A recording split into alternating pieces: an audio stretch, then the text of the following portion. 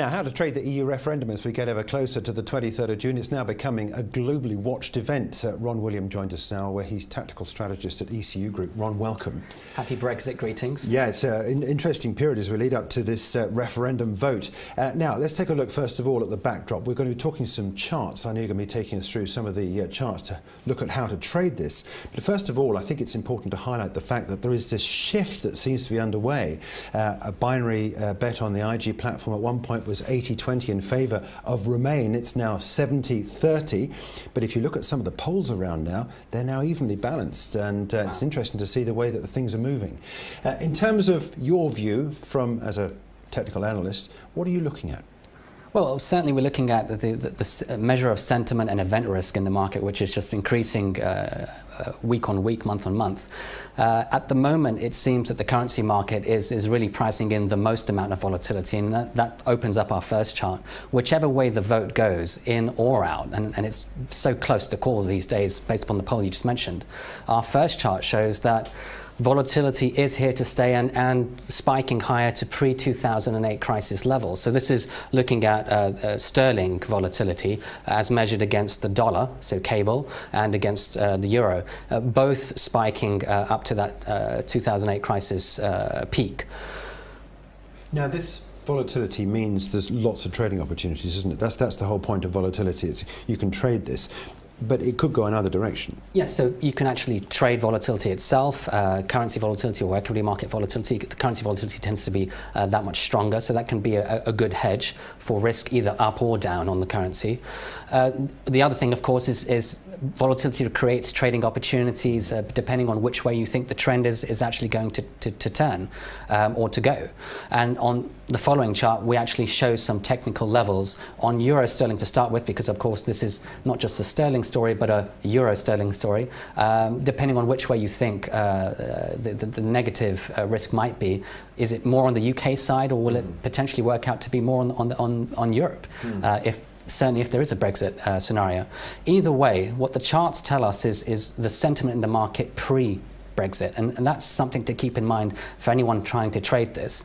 What is the trend, and what will that trend likely do for the market sentiment ahead of that vote?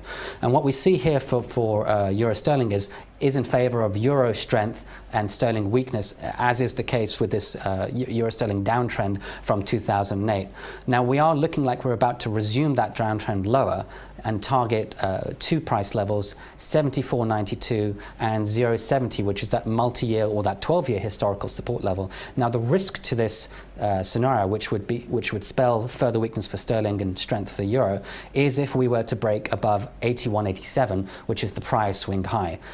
In that scenario, then we could potentially breach that multi-year downtrend in favour of euro. Okay, let's change this chart and look at sterling against the US dollar, which is a more global aspected trade. But here we have a very different picture, because we are not too far away from some historical support. Yes, and this is where the technical factors are just so important, particularly when you look at the big picture chart.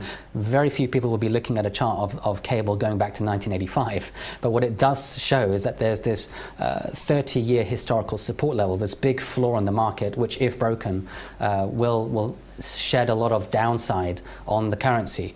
Now, what this does, the risk that we see here is not just sterling weakness, but also US dollar strength, which we're thinking is the likely trend ahead for other reasons. So we get a little bit of a double whammy effect, where cable could go lower below 140, which is the price level that we're looking at, but that would be on the back of sterling weakness and dollar strength. So the two factors at play at the same time.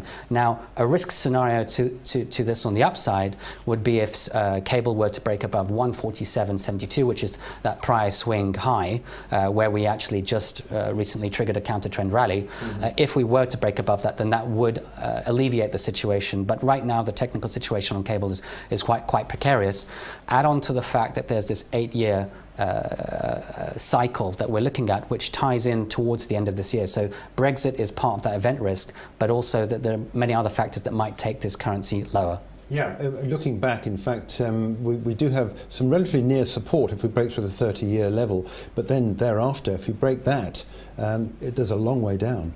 Yes, and we would project technical levels before some of the worst case scenarios, but certainly this is something to factor as a potential trade scenario in the coming weeks. Yeah. How do we look at this in terms of what we know from the Scottish vote, the referendum in Scotland? When we look at the equity market, it's a little counterintuitive because, I mean, although we see currency volatility on the equity side, the markets are still holding up well ahead of what has been a very uncertain time into this referendum. But the Scottish referendum last year, where we last spoke, it offers an interesting price analogue. Let's look at the chart then. Explain this now. So a potential deja vu, where history might rhyme and not repeat, is when the Scots did actually vote to stay in. The very day afterwards, there was a mini stock market crash in the Footsie 100. So although it was a positive outcome, the result, the effect in the market was a downside reaction. And so this is something that we could see again happen just after June the 23rd, in line with the seasonality cycles we spoke about in the previous interview, but also just the way that the market might be hedging itself. It's very counterintuitive, this, isn't it? Because ultimately there was this relationship, the continuity of the relationship between Scotland and the rest of the UK, and one might have expected some euphoria and long-term joy out of all this. So what you're saying is here, if we vote to remain in the EU, don't expect the markets necessarily to go up. Yes, and that's for two reasons. One, because the technical picture is bearish, and we'll look at a picture of the Footsie showing that bearish picture. But two, also in the sense that a lot of that euphoria sometimes gets priced in, and it may also come down to the margin difference between the remain camp and the exit camp, and how much of a difference that would make. Okay, let's take a look at this last chart then, the Footsie, and bring that up so that we can you can talk us through what's happening here. Well, here and now, Footsie has been in a decade-long distribution pattern, but more recently in a year and a half or 2 years topping pattern. So that is the sentiment out there in the market. It would take a lot for this market to be lifted up. And that's the overriding sentiment headwind that the technicals suggest. Now, for the upside to unlock further, we would need to see a move above the October high at 6,488. So they're the key levels that traders should keep in mind.